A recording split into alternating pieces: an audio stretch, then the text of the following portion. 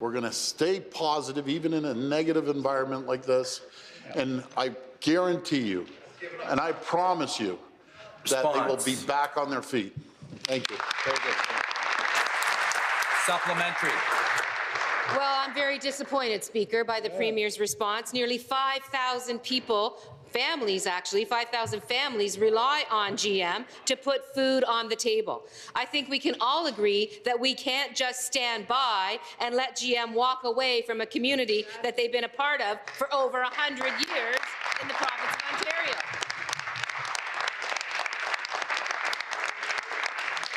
So my question is, what steps is the government willing to take to ensure that Oshawa maintains operations as General Motors restructures? Premier. I had a conversation with the Prime Minister this morning, making sure that we're both on the same page, and I can assure you we're both on the same page. We may have our political differences, but when it comes to supporting the people of Durham and Ontario, we're on the same page. A couple of the asks. We're asking for a series of changes to the employment insurance eligibility, similar to what has been done in the past for the forestry and Alberta's oil patch. We want to extend the EI eligibility by 5 weeks to the maximum of 50 weeks from 45 in impacted EI regions, as done in hard-hit areas before. Position come to order. Extend the duration of work sharing agreements an additional 38 weeks to 76 weeks, and allow immediate reapplication for the expired agreements as currently being done for the forestry. So if people are working part-time, they're still going to be eligible for EI. Reintroduce the Career Transition Assistance Initiative to retrain workers. Thank you. Thank you. Final supplementary. Well, Speaker, I'm pretty shocked to hear not only is this government prepared to leave those workers dangling without a job and not fight for their jobs, but also he's telling us, the Premier's telling us, that the federal government apparently is not prepared to fight for the jobs in Oshawa. People don't want an adjustment program. They want to keep their jobs, people. That's what they want. So I ask this government and this Premier, what support has the government offered to the Mayor-elect and the people of Oshawa as they work to keep their good jobs in their community? Premier. I'll continue on, Mr. Speaker, through yourself. As part of the assistance that we require is to develop a plan to increase EI durations for long tenured workers. So if someone's been working there for a number of years, that they're impacted, and especially EI regions, because EI is broken into regions. Increase the federal transfer to Ontario for skills training via labour market development agreement and workforce development agreement. What we're proposing, Mr. Speaker, since we're what we're proposing, come to order. Man, they don't want you to speak around here.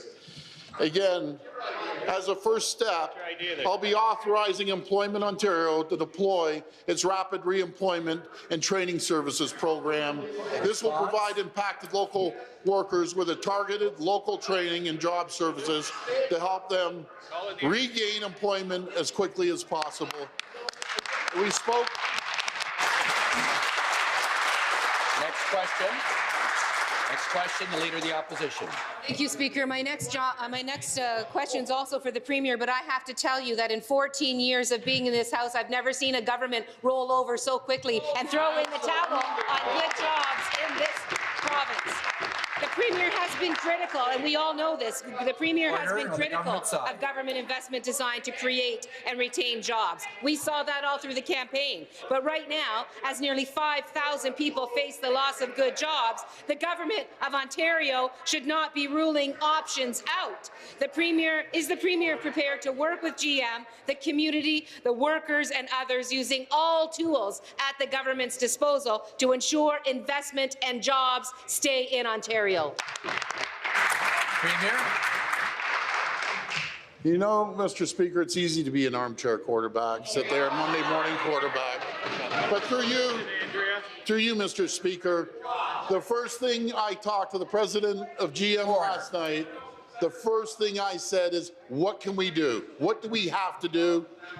And he said the ship has already left the dock. So now what we're going to do is continue doing what we've been doing to create good paying jobs, to make sure a company is never in this position again after 15 years of terrible policies. Don't think this policy, their decision to change over to another location happened yesterday. It didn't happen in 5 months. It didn't happen in 6 months. It happened well over a year ago. But what we're going to do, we're going to make sure all three levels of government must work together for the impacted families through this difficult transition. All three levels of government will work together and make sure that we do everything we can, from making sure they have proper training, to make sure we extend the EI benefits. Thank you. Thank you. Supplementary. Well, Speaker, it's also much easier to call the game than to buck up and fight for good jobs. This government's calling the game. The auto sector is a vital part of Ontario's economy, and government policy has been crucial to ensuring that industry has been successful in our province. However, in the past, this Premier has shunned the idea of an auto strategy, and they have denounced the role of government investment in creating jobs. The people of Oshawa need to hear that the Premier is ready to use every tool at their disposal to protect their jobs in Oshawa. Can the government give people that assurance? Premier. Through you, Mr. Speaker, you want to buck up and stand up for jobs? For 15 years, you destroyed this province. 300,000 jobs were destroyed because you voted for the Liberals 97% of the time. You destroyed the energy sector. You destroyed manufacturing. You destroyed 300,000 families that are trying to put food on the table. That's what you destroyed. We're turning this province around, Mr. Speaker. We're lowering energy costs. We're lowering gas prices. We're creating an economy that companies want to come to Ontario for the first time in 15 years, as you destroyed this province. Hand in hand with your Liberal buddies, you raise taxes, raise energy costs, raise gas prices, you're for the carbon tax. You have personally destroyed this province. That's what you've done. Stop the clock.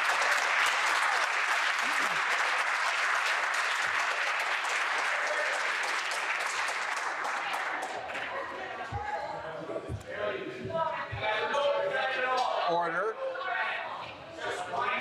Government benches come to order. Come to order.